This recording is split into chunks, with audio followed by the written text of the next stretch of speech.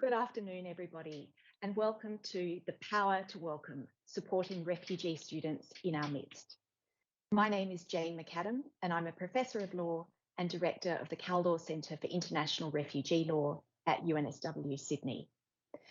Before we begin, I'd like to pay my respects to the traditional custodians of the land on which all of us find ourselves, and pay respects to elders past and present.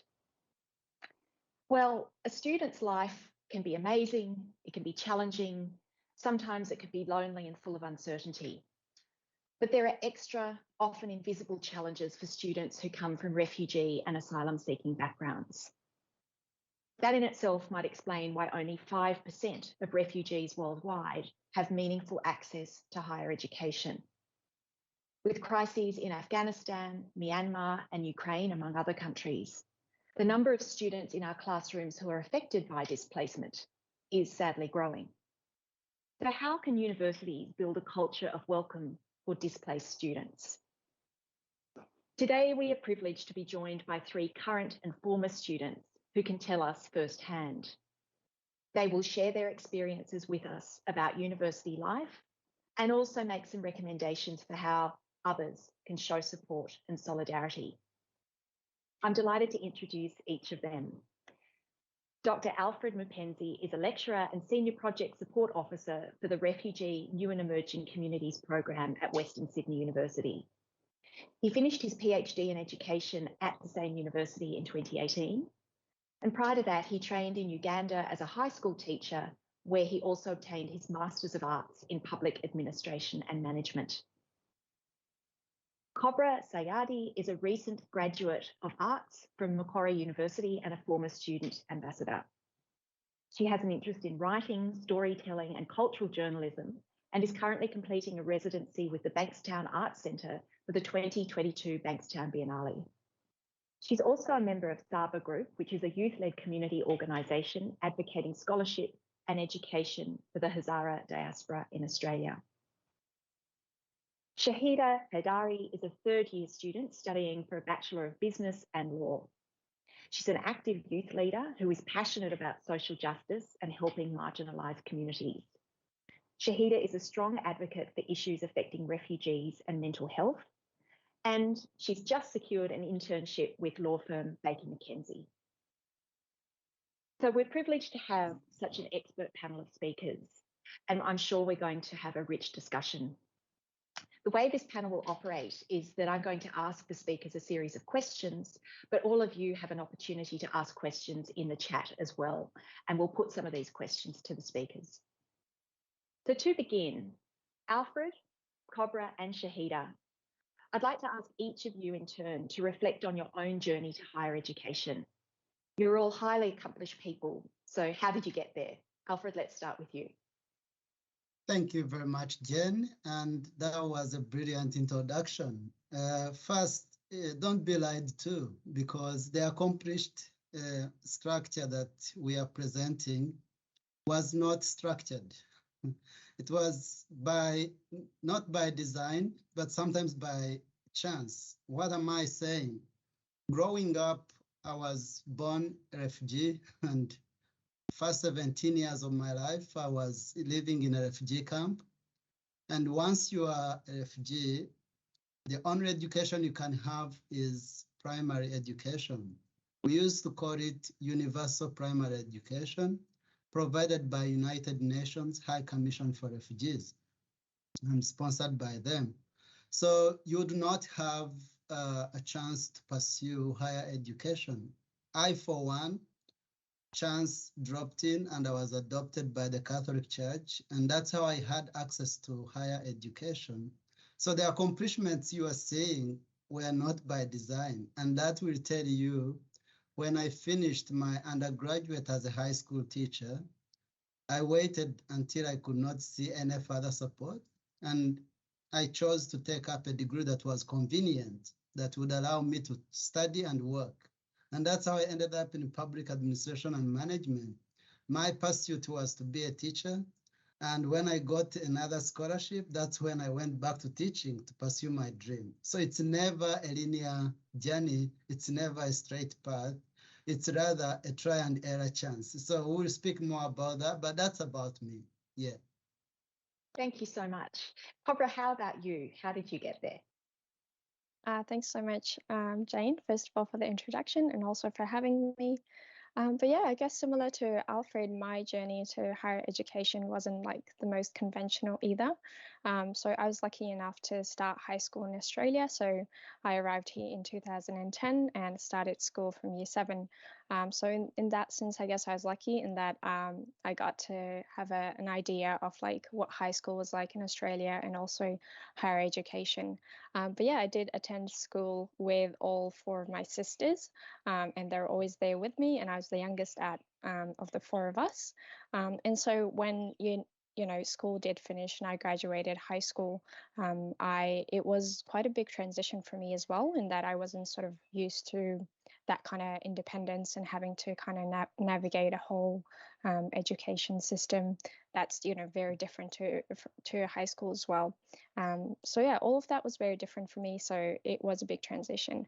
But I did end up kind of learning that throughout the way, and I ended up finding my passion and my interests, which was a difficult thing for me to do as well, because I feel like it's not always easy to know what you want to do straight out of high school, and there's always that expectation on students, to know exactly the degree that they want to get into or the career pathway that they want to get into. But as young people, you can have multiple interests at the same time. So yeah, I guess I was lucky in that in high school I got to kind of experiment with that a little bit more and find out what I enjoyed doing, and reading and that kind of thing, which is what I was drawn to at the time, the arts. And so yeah, I got to follow that in university, and in that sense, I was very lucky. Yeah. Being able to follow your passions is always such an important thing. Exactly. Shahida, it was a bit different for you. As I understand, you started school in Australia in year 11. So do you want to tell us about your experiences? Yeah, sure. Thank you, Jane, for the introduction and having us today. Yeah, my journey has been completely different because I went to primary school in Afghanistan. I have been to like at least 4 different schools there as I was moving across the country. But then I became a refugee at the age of 14, that I had to leave and go to India, which is where I missed 3 years of my life not going to school, um, or study at all. And then when I came to Australia, I was lost. I had already lost my passion and everything, because the time that you spend as a refugee, it's like it's uncertain. Like you don't know how long you're gonna be there, and that's how much I lost the passion. I lost my direction. When I got here, I was sent to an education and an English center, which they teach you English to prepare you for high school. But I only stayed there for like 1 term, which is 2 months, and I had no idea what was going on. But still, I was lost. I didn't know what to do with whether I should go to high school or TAFE. But then I did continue to go to high school. I was sent to year 11, and I did my year 11 in year 12 in a school that was 99% Australian born, which was very like strange for me. It didn't feel really home and stuff, which I will talk about a bit later. Um, but then in high school, I did really different subjects just to see where is my interest. Um, and still, I was struggling a lot. And then we had people in the school, like the teachers, they were helping us in what type of degree you want to get in university, whether you want to go to university or not. But then in year 12, I just chose business because it seemed like that was the only thing that I could accomplish. It's just 3 years. It's not that hard. I had done business in high school, even though that wasn't something that I wanted at any point in my life before. So yeah, that's I got into university in Western Sydney, and I chose business for my first year.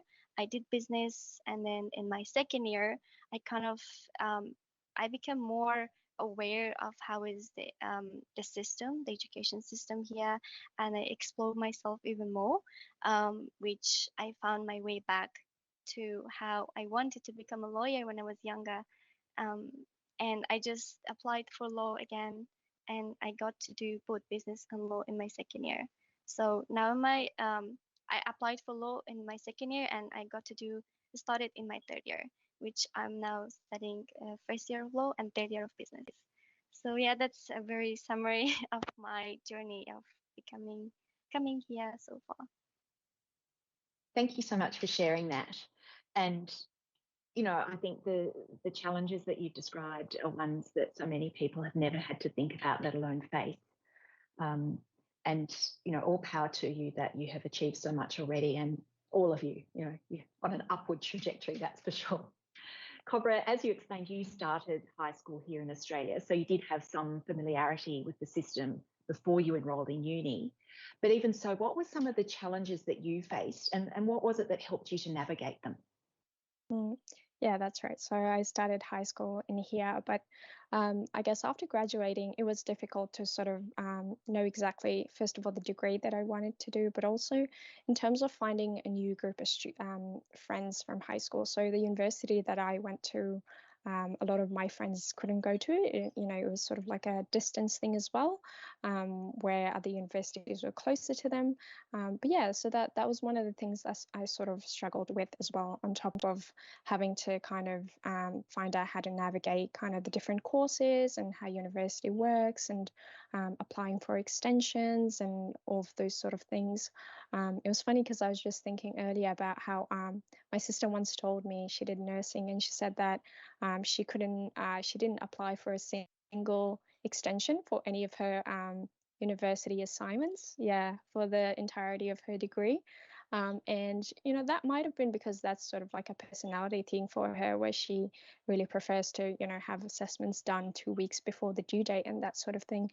But I think it's also a kind of it's a pattern with kind of migrant and refugee students, in that they've got very high expectations for themselves as well, and they set very high standards for themselves, and so going into a new kind of system like this, or an experience, it can be a little bit difficult to ask for help, and you don't always sort of feel comfortable asking for help, because you don't have that kind of context or understanding that it's completely normal for students to like send an email to their lecturer and ask them for a few weeks extension, or a few days extension. And so I think that was one of the things that I sort of struggled with as well initially, in the first and second year of university, in that it was I could have asked for help a little bit better, and that could have made my experience a lot easier as well. So I think in that sense, if the university had sort of been a little bit more kind of forthcoming as well, and open to kind of help out in those circumstances, it could have helped a lot. Yeah. I can see how that absolutely would. Just if you're not familiar with the system, you don't know what you can ask for, then that in itself can be a barrier. A barrier to asking for assistance. Shahida, you've already told us about some of the difficulties and struggles you had initially when you started school in year 11. So how do you think that in turn impacted on your university studies? And what was it that helped you to navigate or manage some of those challenges? So when I went to high school, I was still very new in Australia and also in the school. One thing that I really struggled a lot was with my mental health. And that was something that started there and still continued in university, affecting me. So when I was in high school, it was hard for me to socially connect with other students, especially other than my culture. There was only like 5 of us that was from my culture, and it was very hard to connect and feel a part of that environment.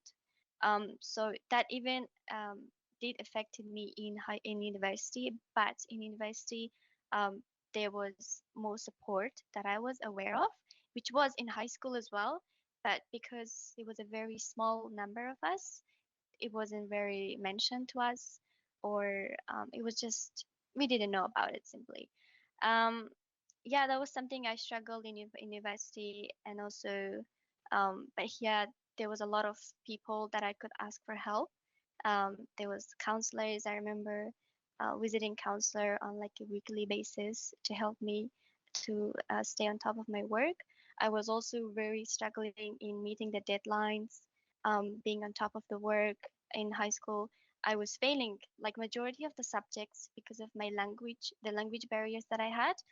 Um, and it did affect me because when I was in my own country, I was one of the top students in my school. And this was something that I couldn't accept here. I couldn't accept being like the lowest, like someone who's like the laziest known um, myself. Um, so yeah, mostly I was struggling mentally, but then financially as well because I was new here, no employment experience, none of that. However, in high school, I did mention this with our career advisor, and they provided us with work experience at that time, which is something that helped me to find jobs and stuff. Um, but yeah, another thing I did struggle with was just understanding the system, navigating through university. I missed out on a lot of opportunities, just as I did in high school. There was a lot of like leadership opportunities in high school that I missed on, and even in university, the same because of the lack of knowledge or information that I had or awareness that I wasn't provided with any information about that. Um, yeah, I think it would have been really great if there was more information provided about that in my high school. Um, I would have been more ahead with other students as well. I could have helped myself better. I could have, and also what Kobra said, I couldn't ask for help. For some reason, I didn't know that help existed. You know, there was support for me that if I could have asked, it would have been easier for me to study there or to be there. Um, so yeah, those are some of the things that I did struggle with. Yeah, I mean, there's a lot there, from language barriers to financial barriers to, you know, the own high standards that you set for yourself, through to basic information and lack of access to it. That's a common theme that is coming through. Alfred, you've been really instrumental in working with a lot of students who come from refugee backgrounds and trying to make life at uni easier for them. Some of the students you work with were resettled in Australia as refugees. Others arrived as asylum seekers and have faced a very uncertain journey. So could you tell us about some of the obstacles that you found students facing at uni, whether it be some of the things that we've already heard about, or family expectations, caring responsibilities, gendered elements, and, you know, pure racism I've heard you talk about as well as being a big challenge. And can you tell us, you know, how are you trying to address these? Of course, in doing so, please feel free to reflect upon your own experiences as well. But because you do run programs, it would be really fascinating for us to hear sort of more systemically too how you're trying to address this. Fantastic. I hope I'm able to bring all that into perspective. One thing I had wanted to say for the benefit of our listeners, we don't become refugees when we reach Australia. So we are thrown out of our country and we are displaced. Then we go through transit countries. And in transit countries, we have three options. You are either integrating in that country, or being repatriated back home, or being resettled in a third country like Australia. So I'm cognizant of the elements of being, becoming, and belonging, since we are talking about the power of welcome. And when we reach in a third country like Australia, there are quite a number of perspectives that one would speak about. Because the first perspective is we have fled from pain, we have fled from war, and we have finally reached to a place of rest. Hardly do we know that we are just beginning the struggle. And the struggle begins with the cultural shock. The struggle begins with the settlement processes, integration into communities. And the struggle begins with assumptions and stereotypes about who we are. And then the struggle also comes with not as an individual, but as a family. because the only thing we share with everyone is the sky above us. And the whole perspective of education, it's the only thing we can move with. And it's the only inheritance we expect our children to have. So it comes with high pressures. From the parents' perspective, the parents want to see a new life, and they want to see students succeed. And they also give what they have because they only know the education system from their respective countries. They have not been exposed well to Western knowledges and Western education system. And so the pressures tantamount to like become a lawyer, become a medical doctor, become a successful business person, become a teacher, the traditional courses that we are used and familiar to. But also we don't understand that the education systems are different as well. In the Western knowledges, we emphasize so much on critical thinking perspective. Back home, particularly my experience, we are more on rote learning because we don't have exposure to libraries, we don't have exposure to resources, so we only take in what the teacher gives us. And our teacher is our library, and our teacher is our everything. So you come here and you are challenged to do independent learning, you are challenged to do your own research. There are quite a number of diverse challenges that come along that way. And specifically, that would be so for special humanitarian refugees who come and they immediately have access to education, they immediately have access to social service systems. But those who seek asylum completely face a different horizon and a different scope of challenges. One, they are not entitled to the education we are talking about, depending on the type of visa they have. So if they are able to even have access to education, they have to pay international fees. Speak about these experiences from my own perspective because I have finished the cycle of being a refugee and asylum seeker, and I have experienced all these perspectives. And one thing I had to struggle with was to pay international fees for my children in public high school and primary.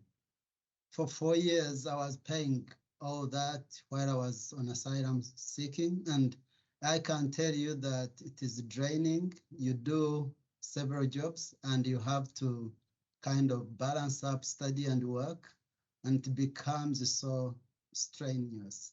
I mean, there are no words that can express that experience. And so from my job as a project officer supporting refugees, new and emerging communities, I usually love to start from a strength perspective. That is the only way to survive. I start by expressing that, yes, we have the opportunities before us. We are in a country that has great opportunities, but everyone has where they start from. First, look inside and see what you are able to do. And that's how we bring in the passion component and the ability component. And also I tell them that there are so many other career options apart from being a lawyer, being a doctor. You can take up several options that we have currently. The jobs we used to consider as traditional jobs are not the jobs that we need workers for. We have a lot of need in some areas that you have to do your research and know which other profession can I take up. And then the other thing is I take pride in the university I work with, Western Sydney University, because they have put up pathways. If you arrived in the country and you have not had high school studies here, you are able to use the pathways through the college that is attached to the university, and you are able to pursue your passion step by step, starting from a diploma level, which takes you to the degree, and even you pursue your master's and doctorate if need be. So one thing I can say is there are lots of opportunities, but they are not consolidated. You don't know which one to take up, and so you are just navigating a big scope that you don't touch base with. So having people like this platform, having platforms like this one, exposes all these challenges, but also provides solutions to how we can move on. I can speak forever because this is my area and my field, but I'm happy to answer more questions as we go ahead. Thank you so much, Alfred. And, you know, I think how lucky is everyone to have you, somebody who absolutely understands from firsthand experience what it's like to be at university with having arrived as a refugee, having gone through the asylum process here, all the obstacles that might be put in your way, and yet your absolute resilience in saying we need to start from a position of strength and look at the opportunities, while also making sure that we're looking after each other and supporting each other. So thank you for what you do. It's so crucial, and I know it means so much, including to people on this call who've directly benefited from it. Shahida, I just wanted to turn back to you, and you know, you're at the same university. So can you tell us about some of the things that the uni's done to try and make things easier for you in a really concrete way? And I'll just also bring in a question that's coming from an audience member who said how interesting it is to hear what you're all saying. And that question is, and you might have been speaking to this in any event, but what were the good ways of sharing information? You know, social networks or websites or active interventions, for example, lecturers talking about this in class. What were the most effective ways of finding out about support and sharing that information? So over to you. Oh, you're on mute, Shahida. Okay, sorry. Thank you, Jane. Well, I am the first one from my family to go to university. So for me, the lack of information that I had, it wasn't just from like outside someone to tell me, but also from inside the house. My parents haven't been to high school or university either, so they didn't have the knowledge as well. My uni have a lot of support available for refugees compared to many other unis in Sydney or even in Australia. I knew that because I was involved with community organizations, and through them I was able to learn about Western Sydney. Western Sydney Uni was the first uni that I found out about when I came here. And also in my high school, there was only 5 of us from refugee background, but still Western Sydney Uni has somehow able to find us and provide us with the information that we needed, that there is pathways available for you. The first thing that Western Sydney made it easy for me was the pathway that I was able to study.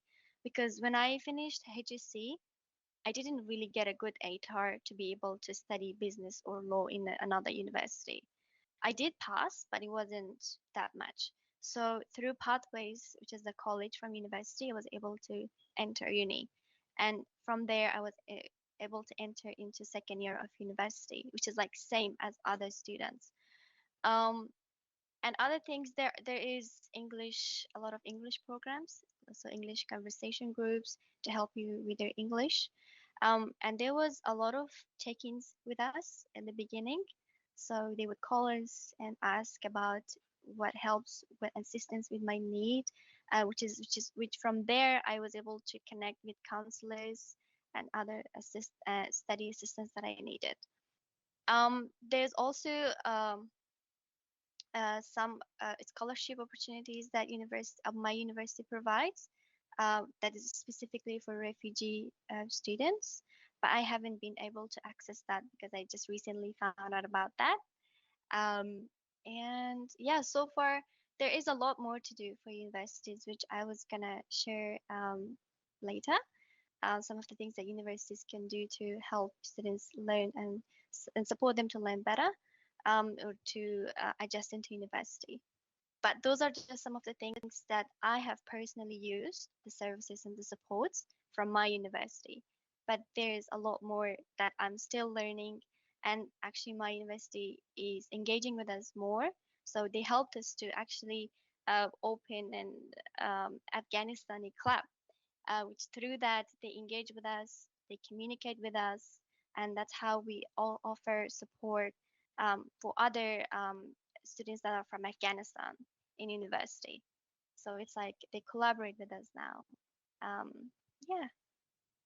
Thanks, Shahida. I mean, there's some really terrific initiatives that you described there. And yeah, perhaps a bit later we can return to some concrete recommendations.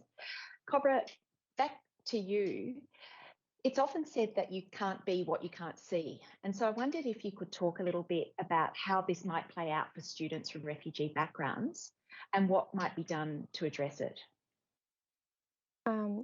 Yeah, I think that's really important, especially for refugee students. I think who sort of feel, because they're kind of a minority group, I guess, or a more marginalized group, feel isolated anyway. So that can kind of sort of not having a community to relate to or a society in university, like Shahida was talking about, how important it is to kind of be in contact with students who are similar to yourself or who've gone through similar experiences.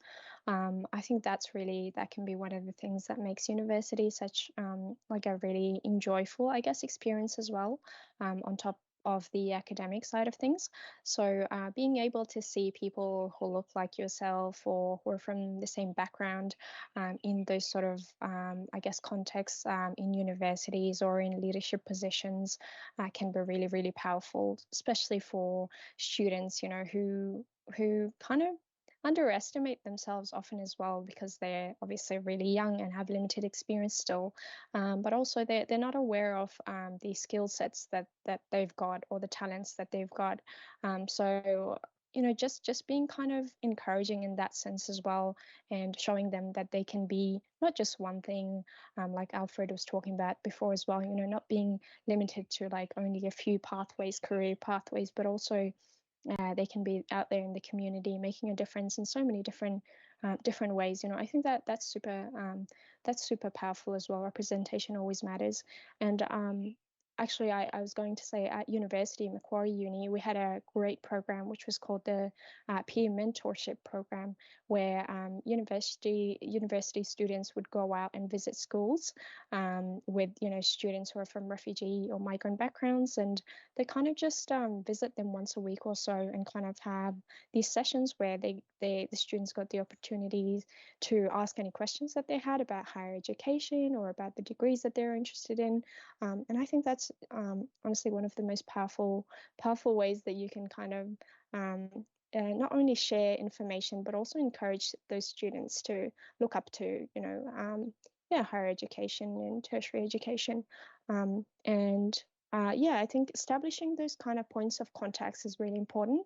Like Shahida mentioned as well, like I think involving the community, the students' community in these kind of situations can be really powerful as well, in that it's often one of the I guess the closest point of contact for them as well. They hear about university from their friends or family, then it becomes all of a sudden a very real thing for them to aspire towards. Yes, I think that peer-to-peer learning can't be, can't say enough about that, because it can well be a way that somebody for the first time stops and thinks, oh, maybe I could do that. And, oh, I never even heard about that opportunity. And seeing other people, who can share those experiences, particularly if they might have had a similar background, can be so empowering in and of itself. Alfred, back to you. We had a conversation last week, and one of the common themes that came out in that discussion was how foreign and unfamiliar university can seem. So I wondered if you could speak to some of the initiatives that you've created to help refugee students settle in and to support them through their studies. Thank you, Jen. And I will come back to that, as I appreciate Shahida and Kobra, because they came when they were still young. But can I speak for those refugees who come with some qualifications and who come when they are 20 years and above, and yet they need a future in this country too? I'm looking forward to seeing universities rise up and size up to welcome some professions that come in this country and they are redundantly sitting somewhere in their houses, somewhere at home, and yet universities could do more. And what can they do? I feel like if someone came and they were lawyers, they were medical doctors, they were engineers, they may put their credentials aside, yes, even go through accreditation processes.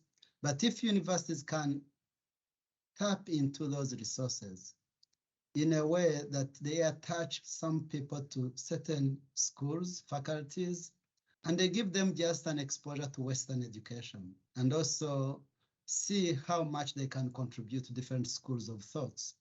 So I have a feeling that there is a big cohort. Currently, we have like 8,000, over 8,000 new arrivals from Afghanistan. And we have a very big percentage of them being qualified professionals, but they are not fitting anywhere in the system that we are talking about. We have had some from other countries too. So that group is at heart. Now I can go back to the group that we are talking about. And some of the ways that we see the university, we have always known the university as a place of intellectuals and as a place that is isolated for those who are able to pursue the academic challenges. But today we are demystifying that a university is a phase of life of being exposed to knowledge, but also being exposed to practices that can take you into a profession. So the way I have done it, I organize what I call university tester days. And these university tester days, we bring communities to the university. They interact with different schools and communities within the university. They talk to them about what they offer and how these communities can have access to that. So I do that for community organizations, specifically parents, uniquely, because parents are the ones putting those pressures and they need to demystify what a university is. But also those students who are prospective, I give them that chance to come, apart from coming on open days, apart from visiting different universities for different exposure experience. I also allow them to come and spend a day at the university, visit and speak to academics, and bring all that into perspectives and context. And like I always say, there's a lot to say, but I will keep cutting short so that we can have time for more questions. Thank you. Thank you very much. Well, I mean, on that perhaps, I wanted to ask each of you, based on your own experiences, a question. And it actually ties into a question that we've just had come through on the chat.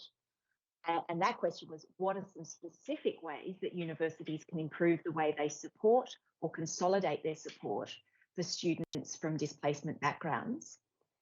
And perhaps reflecting on that, there might be 3 specific things that you would like lecturers and fellow students at uni to know in order to better support students from refugee backgrounds. So, Alfred, let's start with you. First, let's look at new arrivals and refugees as people with potential. It will make a big difference. The media, the policies have branded us, and that is stigmatizing enough. Universities shouldn't fall in the same category. They tap in the potential that is in every refugee. That's one way I can suggest. Thank you. I mean, if we ever needed to see potential, I mean, I'm just looking at my screen now. You know, you demonstrate that strength, that resilience, overcoming adversity, overcoming the odds to really make a difference, achievements in your own lives, but also assisting the broader community. And I think that's absolutely right. If that message were to be understood more broadly, then I think some of the policies that we've seen in this country and at times being replicated in other countries simply couldn't continue because the broader community would also understand that so clearly. Alfred, was there anything else that you wanted to add at this point? Sure. I think the university also has the duty of care around advocacy because we do research. And all these world challenges that bring us into this space as refugees could also be taken to higher levels, and there's a lot of advocacy that can be done. Spaces like these could multiply in several places to create awareness. So, because some people are not truly aware of what we go through, and the universities would really not fall in that category. I mean, people who are in academics, people who are in the professional world, who would really do great through advocacy. And that is one additional aspect I would add on. And we speak to policymakers, to international instruments that are being instituted, and also look into outside the box, because we just don't come from heaven and fall here. We come from somewhere. That's really important recommendation. Absolutely. Thank you. Yeah. Kobra, what about you? Are there things that you'd recommend, any concrete recommendations you could suggest? Yeah, I guess I could add a few points on top of what Alfred has already pointed out. I think what he said about kind of bringing families and involving parents in the kind of university system is amazing. It's incredible work. And I think, yeah, that's really important as well, because often they don't have access to that kind of understanding or information. And, they're the ones who can really push and encourage their children as well to pursue higher education if that's what they wanted to do. Apart from that, I think I'd also say universities can be more kind of compassionate and open to kind of reaching out to these students, especially when they see that these sort of unfortunate and tragic events, whether that's political or social happening, like taking an event overseas. In times like that, I know universities have, like Macquarie Uni reached out last year to like Afghan students to see if they can offer them any sort of support. So I think that sort of thing really does make a big difference. And if unis can kind of be the first ones to kind of offer help, it does make a difference. And one more thing that I'd add is also, like Alfred mentioned, the importance of consulting community organizations with these kind of things as well, because often they're the ones who have the best understanding of the community that they're working with as well. And there are some amazing organizations out there that are doing some really important work. So I think, yeah, it's really, really important to work with them as well to, I guess, share those resources. Thanks for that. A question actually came through asking about the role of settlement services as well, and whether they could be more proactive, or how they might better support refugee students to pursue tertiary pathways. Does anyone have a reflection on that? Sure. I work with the settlement service organizations. Currently, I'm partnering with 11 of them. They are the first point of contact when refugees reach in the country. They help refugees settle into accessing social service systems, Medicare, Centrelink, and also English proficiency courses and other. So what I do, I also educate them about the pathways different universities have, because they very much have a lot on their plate already to settle newly arrived refugees. And the other component is that we as universities should go to them, TEF should go to them, so that we give them a hand in supporting newly arrived refugees, because they are currently doing well a lot. That's what I can say. We have to go to them. Thank you. That's really helpful. Did anyone else want to respond on that, or shall I move to Shahida? No? Oh, yes, Kobra. Yeah, I guess I was also going to say, if sort of settlement services, obviously helping out with sort of some of the kind of main obstacles, I guess, or hurdles like language and that kind of thing, but also offering, depending on, for example, the student or the person's kind of abilities and also experience, if they can offer them opportunities in like leadership, or being involved in the community or even university. I think those kind of things can be really empowering and build out all of those other skills as well. So yeah. Thank you so much. Well, Shahida, I wanted to turn to you now to get your recommendations on what you'd like to see fellow students and lecturers and so on understanding about your experience. Yeah, so I had the same things that Kobra and Alfred mentioned. However, I have some more points.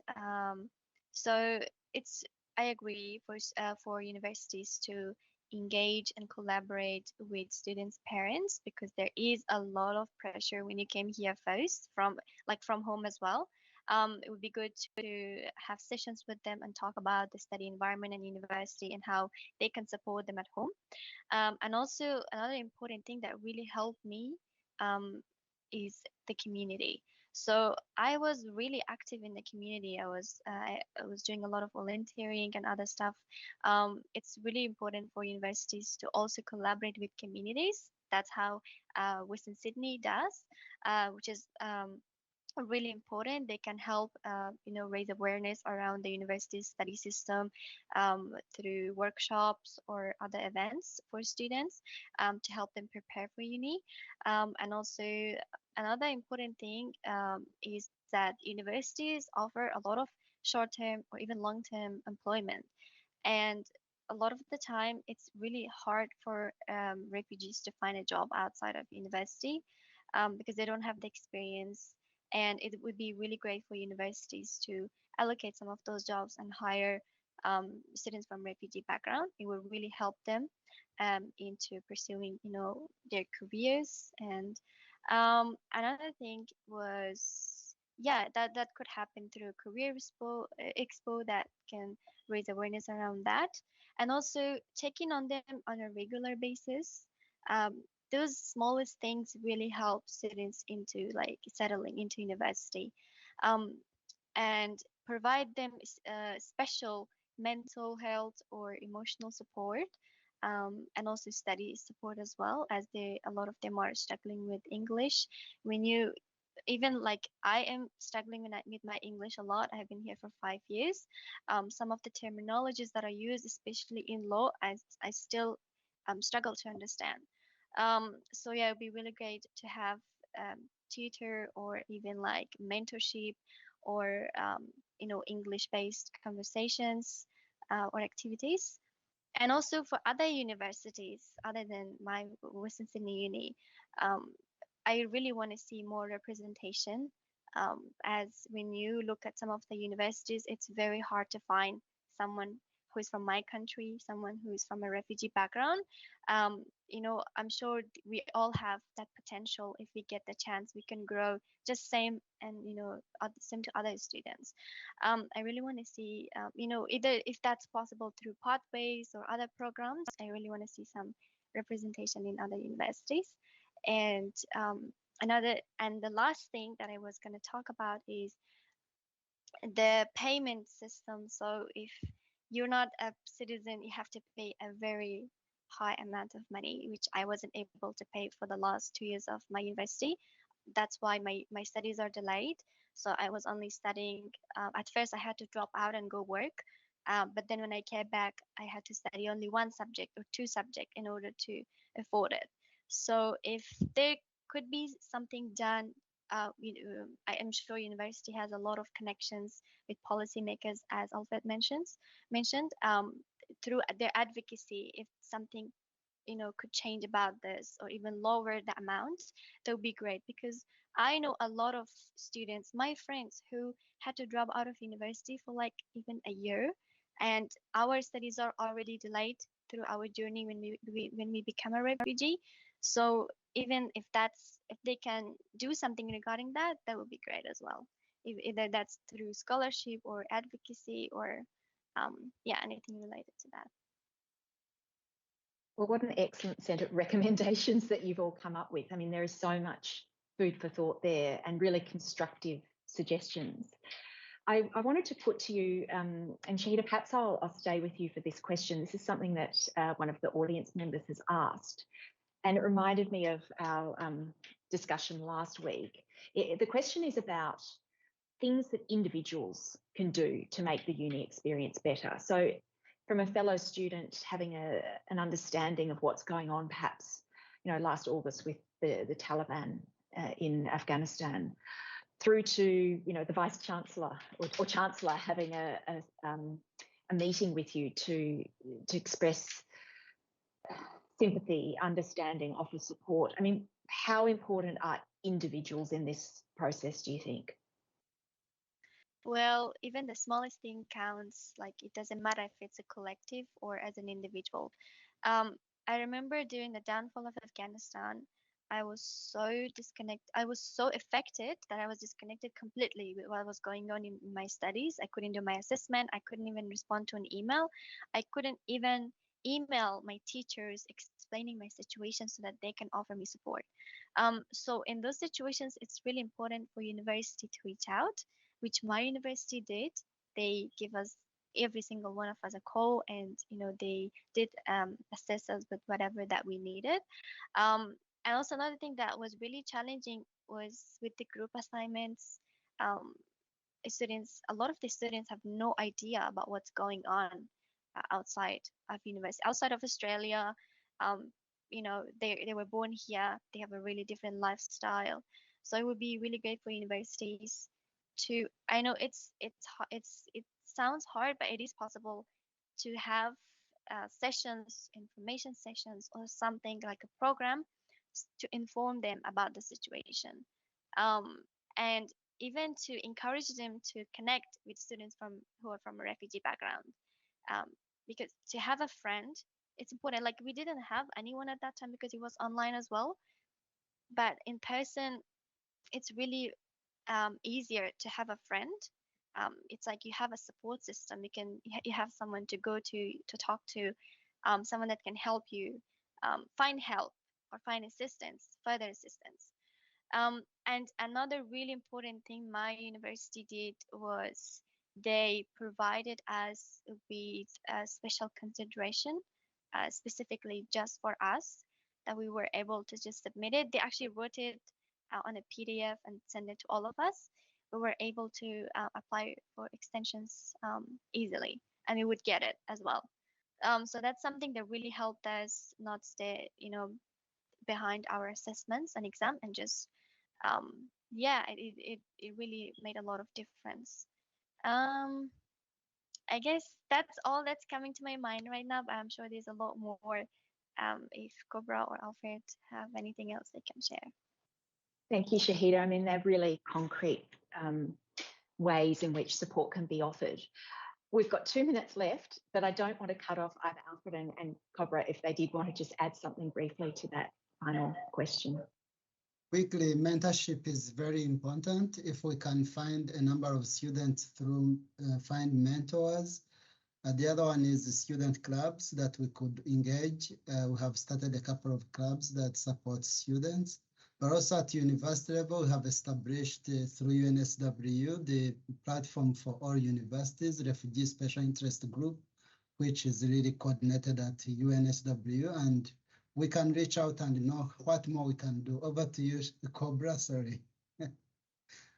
Thanks, Alfred. No, I think I was just going to echo what you and Shahida have said as well, in that universities have the kind of, I guess, opportunity and the privilege to give power to students as well, to form their own communities and societies, I guess, at uni and really reach their potential. So yeah, that's all. Thank you. I mean, that's just such a wonderful note to end on. I mean, we called this event The Power to Welcome. Maybe we should have called it The Power to Empower, as well as the power of friendship, the power of mentoring. I think all those things have come up as consistent themes today. I wanted to thank each of you, not only for your contribution to this panel, but for your wider contribution to your communities, in whatever form they be, whether they are cultural communities, whether they're university communities or professional communities. As I said, your leadership demonstrates the way that refugees continue to contribute so importantly to the Australian community. And it's been a great honour to be able to chat with each of you today. Thank you very much. Thank you so much, Jane, for hosting this important conversation. Thanks.